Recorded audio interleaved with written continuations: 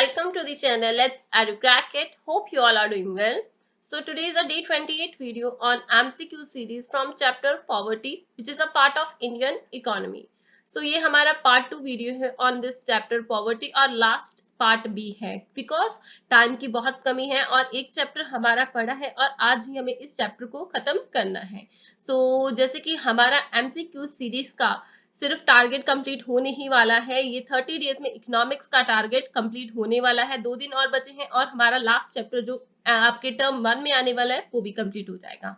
So start करते हैं आज का लेसन स्टार्ट करने से पहले अगर आप चैनल पर न्यू है तो चैनल को सब्सक्राइब जरूर कीजिए और बेल आइकन को भी दबा लीजिए कि आने वाले लेसन की नोटिफिकेशन आपको विद टाइम मिलती रहे.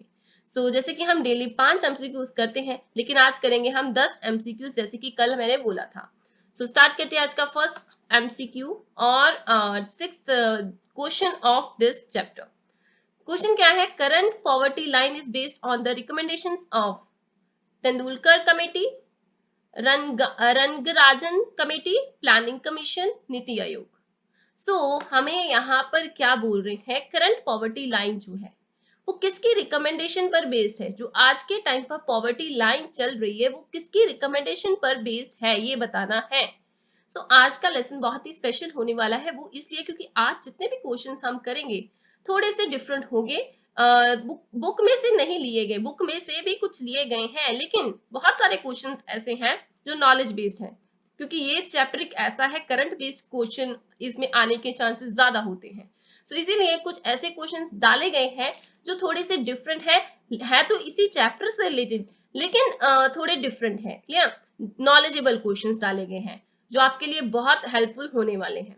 सो देखिए, अब यहाँ पर हमें आंसर बताना है. तो अगर आपको थोड़ा सा नॉलेज हो तो देखिए क्या होता है कि अगर बात की जाए रिकमेंडेशन की, अगर वर्ड रिकमेंडेशन की बात चल रही है, recommendation word is related with what? Recommendation का मतलब क्या होता है कि कोई चीज को रिकमेंड करता है कोई पर्सन. तो रिकमेंड कौन करता है? कमेटीज.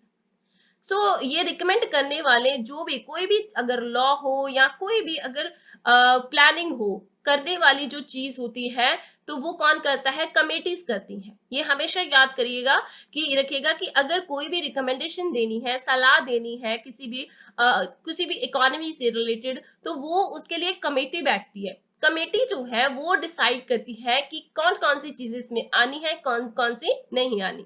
सो वो कमेटी ही डिसाइड करेगी, कमेटी ही सजेशंस देगी.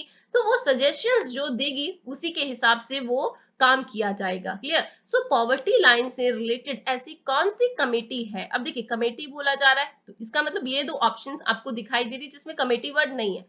लेकिन अगर हम डीपली इनको समझते हैं, प्लानिंग कमीशन और NITI Aayog, they both are the same thing. क्योंकि आज का जो प्लानिंग कमीशन है उसका नाम क्या है? NITI Aayog. Clear? 5 year plans बनते थे, उसे बोला जाता था, उसके लिए बनती थी प्लानिंग कमीशन. लेकिन प्लानिंग कमीशन आज के टाइम पर उसे क्या बोला जाता है? नीति आयोग. क्लियर? नाम चेंज हो गया अभी. तो अब बची दो ऑप्शंस, तेंदुलकर और रंगराजन कमेटी. तो देखिए कौन सी ऑप्शन करेक्ट है? इसका आंसर है ऑप्शन ए, तेंदुलकर कमेटी. सो क्यों आंसर है अब डिस्कस करते हैं इन डिटेल. सो क्वेश्चन का आंसर है ऑप्शन ए, तेंदुलकर कमेटी. तो देखिए करंट पॉवर्टी लाइन जो है वो बेस्ड है on the recommendation of Tendulkar committee. तो देखिए क्या है कि अब ये जो करंट रिकमेंडेशन पर बेस्ड है कि ये जो है यही कमेटी उसकी रिकमेंडेशन पर पॉवर्टी लाइन, हम जो भी हमारी कंट्री में पॉवर्टी लाइन से जो भी कैलकुलेशन की जाती है वो इसी कमेटी से हेल्प से की जाती है, इसकी ही रिकमेंडेशन से की जाती है. क्लियर? जो इसमें रूल बनाए गए उसी की हेल्प से. अब क्या था कि ऑफिशियल डाटा जो है source of poverty in India, मैंने ये क्यों डाला उसका रीजन ये है कि अगर आपको क्वेश्चन पूछा जाता है कि डाटा जो है पॉवर्टी का कहाँ से सोर्स लिया जाता है, कहाँ से इकट्ठा किया जाता है, कहाँ से किसकी हेल्प से ये डाटा कलेक्ट किया जाता है, तो वो है नीति आयोग. ये याद रखिएगा क्योंकि ये कौन करता है? Planning commission. ये इसका काम कौन करता है? ये किसका काम होता है? Planning commission. लेकिन प्लानिंग कमीशन आज के टाइम पे करंट की प्लानिंग कमीशन कौन है? नीति आयोग. तो ये सारा काम नीति आयोग करता है. जो डाटा कंपाइल्ड होता है on the basis of consumption expenditure, जितना भी कंजम्पशन किया गया है एज एस्टिमेटेड बाय द. अब देखिए आपको ये भी क्वेश्चन बहुत इंपॉर्टेंट है, आ सकता है, तो ये चीजें जो है मैंने इसीलिए डाली है कि जो भी कंजम्पशन एक्सपेंडिचर होता है एस्टिमेट जो करता है कौन करता है? National sample survey organisation. इसकी फुल फॉर्म आपको आ सकती है. लेकिन आज के टाइम में इसका नाम क्या है एग्जैक्ट? National statistical office. आज के टाइम में ये एक्चुअल नाम है। तो ये भी क्वेश्चन आपको पूछा जा सकता है कि जो नेशनल सैंपल सर्वे ऑर्गेनाइजेशन है आज के टाइम पर करंट नेम उसका क्या रख दिया गया, चेंज करके नेशनल स्टैटिस्टिकल ऑफिस रख दिया गया है। क्लियर? सो एट प्रेजेंट अगर डाटा कलेक्ट करने की बात की जाए तो वो किसका काम है? पॉवर्टी के रिगार्डिंग जो भी सोर्सेज कलेक्ट करने हैं कि कितनी जो पॉपुलेशन है वो पुअर है, कितनी नॉन पुअर है, तो ये सारा डाटा जो है किसकी हेल्प से किया जाता है? नीति आयोग की हेल्प से। क्लियर? सो जो कि एस्टिमेट कौन करता है? नेशनल सैंपल सर्वे ऑर्गेनाइजेशन, जो कि अब किसका उसका नाम क्या रख दिया गया है? National statistical office. Clear? So next question की तरफ बढ़ते हैं। Question number 7, landless agricultural worker is an example of. Landless जो एग्रीकल्चरल वर्कर्स हैं वो किसकी एग्जांपल है? Urban poor, rural poor, both A and B, या नन ऑफ दीज। सो बहुत ही ध्यान से पढ़ना है क्वेश्चन, और अगर आपको आंसर पता है आप अपना आंसर साइड पे जरूर लिखिए, इससे आपकी नॉलेज जरूर चेक होगी। सो आंसर इसका क्या है? Option B, that is rural poor. तो देखिए वो क्या होता है, पढ़ते हैं इसको। तो रूरल पुअर क्या होता है? तो देखिए हमेशा याद रखिएगा कि रूरल पुअर वो लोग हैं जो एग्रीकल्चर वर्कर्स हैं, लैंडलेस, लेकिन उनके पास क्या है? लैंड नहीं है, लैंडलेस हैं, या फिर फैमिली फार्मिंग कर रहे हैं, जिनके पास अपनी लैंड नहीं है लेकिन फैमिली की ही लैंड से वो आगे कर रहे हैं, लेकिन इतना उनका हो नहीं पा रहा। Clear? So they are the rural poor. तो ये बहुत एक इंपॉर्टेंट क्वेश्चन हो जाता है कि ये पूछा जा सकता है एग्जाम्पल के पॉइंट ऑफ व्यू से कि एग्रीकल्चर वर्कर्स ऐसे जो लैंडलेस हैं वो कौन से हैं। क्लियर? सो वो है रूरल पुअर। सो बढ़ते हैं नेक्स्ट क्वेश्चन की तरफ। सो क्वेश्चन नंबर नेक्स्ट, अब देखिए अगर हमने रूरल की बात की तो इसका मतलब रूरल तो ये हो गए जो लैंडलेस हैं। सो अगर हम बात की जाए कि अर्बन पुअर, क्लियर, सो उसके उलट एक ऑपोजिट जो वर्ड है अर्बन पुअर। क्लियर? दो टाइप्स के पुअर हैं, एक तो रूरल पुअर और दूसरा है अर्बन पुअर। तो वो क्या होता है? तो देखिए जो अर्बन पुअर है वो क्या होते हैं? माइग्रेट्स जो रूरल से आए होते हैं। अगर हम अर्बन की बात की जाए ना तो अर्बन पुअर वो लोग होते हैं जो माइग्रेट होकर रूरल से अर्बन एरियाज में आ जाते हैं। जैसे बहुत ही छोटे काम करने वाले अगर हमें दिखाई देते हैं, लाइक कॉबलर्स, हमने देखा है ना, कॉबलर्स हैं, जो कुली हैं, ऐसे जो छोटे छोटे काम कर रहे हैं जिन्हें काम नहीं मिलता लेकिन वो बहुत छोटे काम करके एडजस्ट होने की कोशिश करते हैं अर्बन एरियाज में। क्लियर? तो ऐसे पुअर जो माइग्रेट होकर रूरल एरिया से इन सर्च ऑफ एम्प्लॉयमेंट जो है कैजुअल काम करने के लिए भी तैयार हो जाते हैं। स्ट्रीट वर्कर्स, स्ट्रीट वेंडर्स, कुछ भी सब्जी बेचने वाले, वो सारे लोग क्या बोलते हैं? उन्हें हम बोलते हैं अर्बन पुअर। ये याद रखिएगा। क्लियर? इनकी एग्जाम्पल के पॉइंट ऑफ व्यू से क्वेश्चन आ सकता है।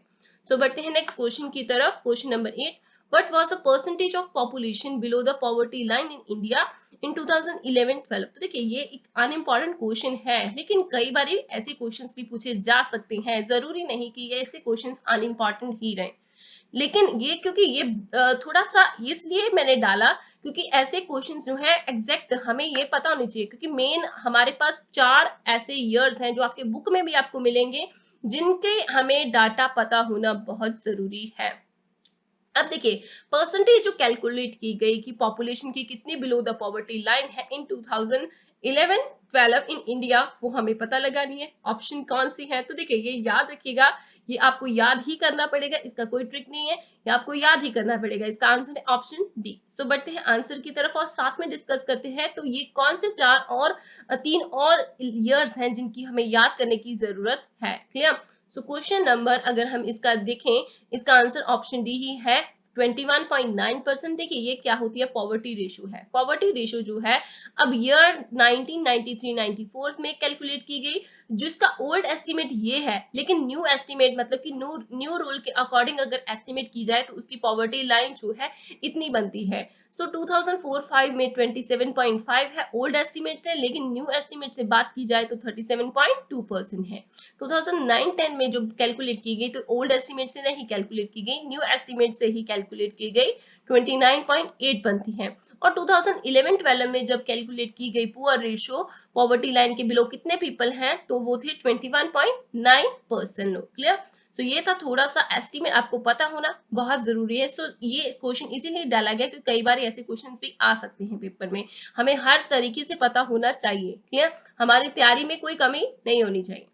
सो बढ़ते हैं नेक्स्ट क्वेश्चन की तरफ। Question number 9, when was the task force on projections of minimum needs and effective consumption demand was firm. तो देखिए आज के जितने भी हम क्वेश्चंस कर रहे हैं थोड़े से नॉलेजेबल है, क्लियर। हो सकता है आपको इनके आंसर्स ना पता हो तो घबराइए मत, इनको जरूर ध्यान से सीखिए क्योंकि ये थोड़े से कंसेप्चुअल है, आपको सिर्फ इनको याद रखना है, क्लियर। सो ऐसे क्वेश्चंस पेपर में ये चैप्टर के पॉइंट ऑफ व्यू से आ सकते हैं, इसीलिए ये डाले गए हैं। आज का लेसन कोई बेसिक लेसन नहीं है, ये क्वेश्चन एग्जैक्ट आपको एग्जैक्ट इनके आंसर पता होना चाहिए। इनमें हम तुक्का भी नहीं लगा सकते ना कि ये हो सकता है, ये हो सकता है, इसके मीनिंग से ये आंसर बना देंगे, ये बना देंगे, ऐसा कुछ नहीं चलेगा। इनमें आपको एग्जैक्ट आंसर पता होना चाहिए। सो इनको लर्न करके जरूर जाइएगा, बहुत ही इंपॉर्टेंट चीजें हैं ये। सो सारी चीजें मैं आप आज खुद बता रही हूँ बिकॉज ये इंपॉर्टेंट है, क्लियर। सो टाइम नहीं ले रहे इसीलिए कि आंसर क्वेश्चन को डिस्कस करने के लिए, इस वजह से कि हमारे पास यहाँ पर एग्जैक्ट आंसर पता होना चाहिए, तो इनमें कोई तुक्का नहीं लगाना ऑप्शंस के थ्रू। तो क्वेश्चन जो पूछा गया है उसमें हमें ये बताना है कि task force projection of minimum need जो है एंड इफेक्टिव कंजम्पशन डिमांड है, फॉर्म्ड कब हुई। Task force on projections of minimum needs and effective consumption demand, अब ये है क्या, क्यों था, ये सारी चीज हम आंसर के साथ डिस्कस करेंगे। आंसर इसका क्या है, ऑप्शन बी दैट इज 1979। सो बढ़ते हैं आंसर की तरफ, तो आंसर इसका 1979 है।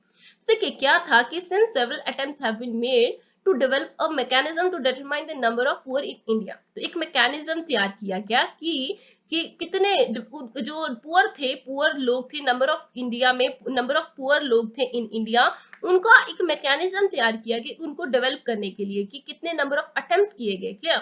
डिफरेंट जो सेवरल अटेम्प्ट्स किए गए वो उनका जो डाटा है ये नीचे है। तो देखिए इन 1962 क्या किया गया, प्लानिंग कमीशन जो थी इन इंडिया फॉर्म की गई। प्लानिंग कमीशन कब तैयार की गई, इन 1962 इन इंडिया, जिसको अब हम क्या बोलते हैं, नीति आयोग, क्लियर।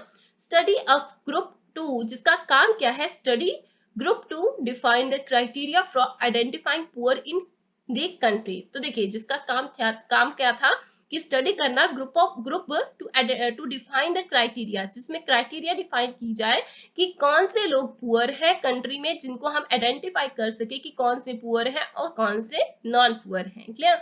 अब 1979 में क्या हुआ, गवर्नमेंट ऑफ इंडिया ने क्या फॉर्म किया, टास्क फोर्स और projection of minimum needs and effective consumption demand. कौन सी मिनिमम नीड्स हैं, जैसे हमने स्टार्टिंग में कल के क्वेश्चन में डिस्कस किया था कि मिनिमम नीड्स जिस पर्सन की फुलफिल नहीं होती उसे बोला जाता है पुअर। सो ये इसी चीज से निकल कर आते हैं क्वेश्चंस की पुअर की डेफिनेशन, क्लियर। कि टास्क फोर्स किए गए, प्रोजेक्शन बनाई गई कि मिनिमम नीड्स कौन सी हैं और इफेक्टिव कंजम्पशन डिमांड कौन सी है, ये चीजों की तरफ वर्क किया गया, क्लियर। तो ये वर्क जो है 1979 में गवर्नमेंट ऑफ इंडिया ने किया। फॉर द सेम पर्पसेस जो है 1989 और 2005, ये सेम पर्पसेस के लिए 1989 और 2005 में गवर्नमेंट ने वर्क किया और फॉर्म किया एक एक्सपर्ट ग्रुप जो ये चीजों के रिलेटेड डिसीजंस और प्लानिंग करेगा, क्लियर। सो ये एक्सपर्ट ग्रुप अगर कब बने उसके रिगार्डिंग क्वेश्चन आता है तो आपका आंसर ये होगा, क्लियर। क्या आपका आंसर क्या होगा, ये होगा, क्लियर, कि ये किसके रिगार्डिंग बनाया गया, फॉर द सेम पर्पस, इस चीज के लिए, क्लियर। सो अब एक और चीज याद रखिएगा कि क्वेश्चन इससे इसी स्लाइड से और भी बहुत सारे क्वेश्चंस बन सकते हैं, इसीलिए मैं इसको डिटेल में बता रही हूँ। अगर आपको पूछा जाता है कि प्लानिंग कमीशन ऑफ इंडिया कब फॉर्म हुई for studying the group to define the criteria of identifying poor in India, तो वो 1962 है, क्लियर। तो अब देखिए ये अब और एक क्वेश्चन बनता है कि कंसेप्ट ऑफ जो poverty line in India was first introduced in 1979, कि अगर पॉवर्टी लाइन का जो कंसेप्ट है इंडिया में कब इंट्रोड्यूस हुआ, अगर हमें बताना हो तो वो क्या है, 1979। सो चलते हैं नेक्स्ट क्वेश्चन की तरफ, question number 10। National rural livelihood mission is also known as national. अब देखिए ये एक अब अलग अलग आपके ना रोजगार जो है, जो कमेटीज जो प्रोग्राम्स किए गए गवर्नमेंट ऑफ इंडिया के थ्रू, पॉलिसीज तैयार की गई, उनके रिगार्डिंग अब क्वेश्चंस आ गए हैं। तो ये बहुत ही ज्यादा क्वेश्चंस एक्चुअली बनते हैं। तो आपको इसके रिगार्डिंग बहुत सारा सर्च भी करना है कि कौन कौन सी कमेटीज बन सकती हैं। आपको बहुत ही ध्यान से अपनी बुक से भी पढ़ना है, जो आपकी टेक्स्ट बुक है, क्लियर। उनमें बहुत सारे और भी क्वेश्चंस बन सकते हैं। ये तो सिर्फ बहुत छोटे क्वेश्चंस, थोड़े क्वेश्चन बनाए गए हैं, लेकिन और भी बहुत क्वेश्चन बन सकते हैं जिनको आपको डिटेल में पढ़ना है। So national rural livelihood mission जो है ये भी क्या है, पॉलिसी है, प्रोग्राम है। इसका जो है दूसरा नाम क्या है वो हमें बताना है। सो इसका दूसरा नाम है आजीविका, क्लियर। अब संजीविका, रोजगार, नन ऑफ दिस ये नहीं है, इसका आंसर है आजीविका। हमेशा याद रखिएगा कि इनके ऐसे जो क्वेश्चंस होते हैं, अगर किसी का दूसरा नाम है, कब हुआ, ये डेट्स वगैरह आपको याद करके जरूर जाने हैं। क्लियर। सो आंसर क्या है, आजीविका। तो देखिए ये स्कीम जो है आल्सो नोन एज आजीविका, जैसे कि हम जानते हैं। अब इस स्कीम का काम क्या था कि प्रोवाइड सेल्फ एम्प्लॉयमेंट, जिसका काम क्या था, प्रोवाइड करता था self employment, and now been renamed. अब देखिए ये भी क्वेश्चन आ सकता है कि ये जो प्रोग्राम है नेशनल रूरल NRLM, इसका दूसरा नाम क्या है। अब उसका नाम क्या है, नाउ करंट नेम है दीनदयाल अंत्योदय योजना। क्लियर। तो ये उसका सेकंड नेम है जो अब चल रहा है, रीनेम किया गया। क्लियर, ये याद जरूर रखिएगा, ये चीजें बहुत ही इंपॉर्टेंट है। Now moving to the next question number 11. According to the UNO, those countries are considered relative poor where per capita income is less than. तो देखिए हमने relative poor का concept भी किया था। relative का मतलब मैंने बहुत डिटेल में आपको बताया था, आपको प्रीवियस लेसन के लिंक डिस्क्रिप्शन बॉक्स में मिल जाएंगे, वहां से आप चेक कर सकते हैं। सो प्रीवियस वीडियो को जरूर देखिएगा, उसमें मैंने बहुत ही डिटेल में इसके रिगार्डिंग बताया था। क्लियर। सो यूएनओ के अकॉर्डिंग क्या था कि दोस कंट्रीज, जो कंट्रीज जो है रिलेटिवली पुअर हैं, रिलेटिवली कंसीडर की जाती हैं पुअर, जिनकी पर कैपिटा इनकम जो है कम है, कितने से, $1, $4, $2 या $3। इसका आंसर है ऑप्शन ए, दैट इज $1। सो बढ़ते हैं आंसर की तरफ। तो आंसर है इसका ऑप्शन ए, दैट इज $1। तो देखिए पर कैपिटा इनकम जो होती है, इनकम या एवरेज इनकम बोले हम, सेम ही बात है, पर कैपिटा इनकम या एवरेज इनकम बोले, measures the average income earned per person in a given area, city, region, country, etc. in a specified year। तो ये इसकी definition actually per capita income की। पर कैपिटा इनकम को हम average income भी बोल सकते हैं। ये मेजर की जाती है average income earned by per person in a given area. Clear. City, region, country etcetera in a specified year, एक स्पेसिफिक ईयर में जो वो अर्न करते हैं उसे बोला जाता है पर कैपिटा इनकम। अब ये कैलकुलेट की जाती है by dividing the areas total income. अब देखिए एवरेज का जैसे फॉर्मूला होता है ना, उसी तरीके से एवरेज का फॉर्मूले के अकॉर्डिंग हम टोटल को ऊपर रखते हैं और नीचे क्या रखते हैं, टोटल पॉपुलेशन को रखा जाएगा। नंबर ऑफ कितने लोग हैं उनका जब डिवाइड करेंगे तो हमारे पास क्या आ जाएगा, एवरेज, या फिर जिसे हम बोलते हैं पर capita income. So according to the UNO, those countries considered relatively poor where per capita income is less than $1। जिसकी less than $1 है, जिस कंट्री की relative पुअर है, वो बोला जा सकता है, उन्हें relatively poor बोला जा सकता है जिनकी per capita income जो है less than $1 है। Clear? So now moving to the next question number 12. The aim is to provide food grains at highly subsidized rate to poor families। अब ये किसका एम है कि प्रोवाइड करना food grains at highly subsidised rate to poor family. So answer अगर आपको पता होता है तो आंसर इसका जरूर साइड में लिखिएगा, बिकॉज ये क्वेश्चंस आपके लिए बहुत ही यूजफुल है। सो इसका आंसर है option B, sorry option D, option D, that is AAY। तो देखिए क्या है, अब इसको डिटेल में पढ़ते हैं। देखिए AAY जो है, यहाँ पर AAY जो है हमारे पास, वो क्या है, अंत्योदय अन्ना योजना। तो देखिए is a government of India sponsored scheme. ये क्या है, गवर्नमेंट ऑफ इंडिया के द्वारा स्पॉन्सर्ड स्कीम है to provide highly subsidised food to millions of poorest families.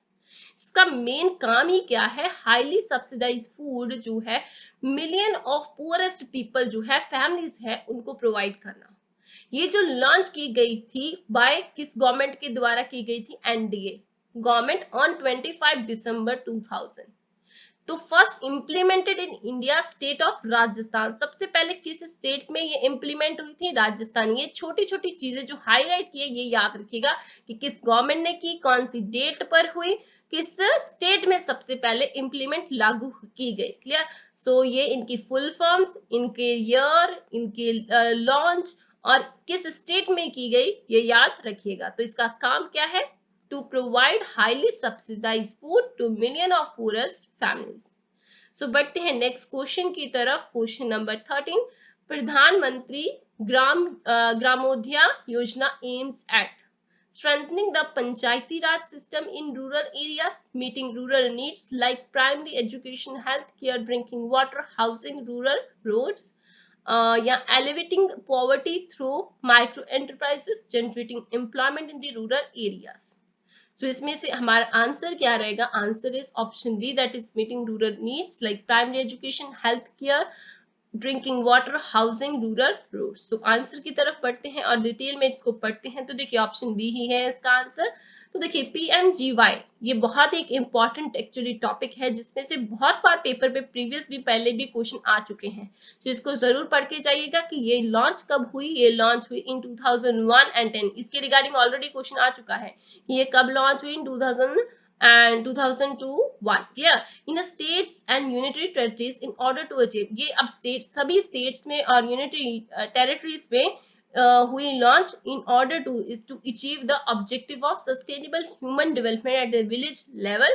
जिसका मेनली काम क्या है? ह्यूमन डेवलपमेंट करना at the village level, and also provide basic minimum services in order to focus on certain priority areas। तो जिसमें जिनका basic minimum काम क्या है? उनको प्रोवाइड करना basic services, minimum services to in order to focus, जिसका मेन फोकस क्या हो कि सर्टन प्रायोरिटी एरियाज हो। जरूरी नहीं कि हाई प्रायोरिटी, जो हाई ऑलरेडी डेवलप्ड एरियाज हैं उनमें प्रोवाइड करना, जो डेवलपिंग एक्चुअली जिनमें जरूरत है वहां पर उन्हें फोकस करना है, ये मेन काम है। अगर हम बात करें पीएमजीवाई की, तो ये इनिशियली जो है 5 कंपोनेंट्स पर वर्क करता है। कौन कौन से? Primary health, primary education, rural shelter, rural drinking water and nutrition. ये 5 एरियाज है। इनके रिगार्डिंग आपसे क्वेश्चन पेपर में पूछा जा सकता है। बार बार रिपीट कर रही हूँ because it's a very important question. Clear? So now moving to the next question number 14। In April 1999 which program launched। अब 1999 में कौन सा प्रोग्राम लॉन्च हुआ था ये हमें बताना है। सो ऐसे जो है एग्जैक्ट आपको आंसर पता होने बहुत जरूरी है, और इनके full forms with this full form ये आपको पता होना बहुत जरूरी है। सो आंसर इसका है क्या है? Option B, that is JGSY। अब JGSY है क्या? जवाहर ग्राम समृद्धि योजना, ये इसकी फुल फॉर्म है। ये फुल फॉर्म जरूर पेपर में याद करके जाइएगा क्योंकि ये बहुत ही इंपॉर्टेंट चीजें हैं। जवाहर ग्राम समृद्धि योजना ये क्या है? It's a restructured, streamlined and comprehensive version of the erstwhile Jawahar Rozgar Yojana. जिसका जो देखिए इससे पहले क्या था? इसका नाम जवाहर रोजगार योजना, लेकिन आज का नाम इसका क्या है? एर्स्टवाइल का मतलब कि पहले का, जिसका नाम पहले का नाम क्या था? जवाहर रोजगार योजना, लेकिन आज का नाम क्या है? जवाहर ग्राम समृद्धि योजना, जो कि रिस्ट्रक्चर की गई, स्ट्रीमलाइन की गई, कॉम्प्रिहेंसिव वर्जन है किसका? जवाहर रोजगार योजना का, जो कि लॉन्च की गई on 1 April 1999 and it has been design to improve the quality of life. जिसका मेन काम क्या था? जो डिजाइन की गई इंप्रूव करने के लिए quality of life of the rural poor by providing them additional gainful employment। Clear? So जिनका काम क्या था कि क्वालिटी ऑफ लाइफ जो रूरल पुअर थे उनकी इंप्रूव करना और प्रोवाइड करना उन्हें एडिशनल गेनफुल एम्प्लॉयमेंट, जिनसे वो अपना स्टैंडर्ड ऑफ लिविंग रेज कर सके। क्लियर? तो बढ़ते हैं नेक्स्ट लास्ट क्वेश्चन की तरफ इस लेसन के। VAMBAY stands for. अब इसकी एग्जैक्ट फुल फॉर्म ही पूछ ली गई, तो इसका आंसर क्या होगा? आंसर है इसका option B, that is Valmiki Ambedkar Awas Yojana. तो ये एक बहुत ही इंपॉर्टेंट क्वेश्चन है। ऐसे क्वेश्चंस प्रीवियस ऑलरेडी एग्जाम्स में आ चुके हैं, इसीलिए बार बार बोला जा रहा है कि ये इंपॉर्टेंट क्वेश्चंस हैं। VAMBAY stand for Valmiki Ambedkar Awas Yojana. अब देखिए ये क्या है? It is a central government sponsored programme for the slum developers living in different towns and cities all over the country. अब जो छोटे छोटे स्लम्स में रहते हैं उनके लिए ये प्रोग्राम बनाया गया। किसके द्वारा? सेंट्रल गवर्नमेंट की तरफ से। जो झुग्गियों में रहते हैं, स्लम्स एरिया में रहते हैं, बहुत ही जहाँ पे उनके बहुत सारी चीजें प्रोवाइड नहीं की जाती, वो एरिया में रहते हैं। सो इनके लिए ये स्पॉन्सर्ड प्रोग्राम है। या तो सेंट्रल गवर्नमेंट प्रोवाइड करता है, फंड्स प्रोवाइड करता है फॉर कंस्ट्रक्शन। उनको कंस्ट्रक्शन के लिए वो घर बना सकें, तो इसीलिए वो सेंट्रल गवर्नमेंट क्या करता है? उन्हें फंड्स प्रोवाइड करता है इस योजना के द्वारा। Integrated with the above program is another central government scheme, Nirmal Bharat Abhiyan. अब इसी के साथ इंटीग्रेटेड एक स्कीम है, कौन सी? निर्मल भारत अभियान। ए प्रोग्राम जिसका एम क्या है? To provide basic toilet facilities to the urban poor at a bare minimal cost. तो देखिए ये भी बहुत एक इम्पॉर्टेंट अभियान है, पॉलिसी है, प्रोग्राम है सेंट्रल गवर्नमेंट का, जिसका मेन एम क्या है? Provide basic toilet facilities to the urban poor. जो अर्बन पुअर लोग हैं उन्हें at a bare minimum cost उन्हें ये फैसिलिटी प्रोवाइड की जा सके। क्लियर? तो ये था हमारा आज का lesson. Hope you like it. अगर आपको अच्छा लगा है सो चैनल को सब्सक्राइब कीजिए और वीडियो को लाइक शेयर कमेंट कर कर जरूर बताइए। तो मिलते हैं नेक्स्ट विद अनदर चैप्टर कल फिर से with another MCQs. Thank you so much for this lesson.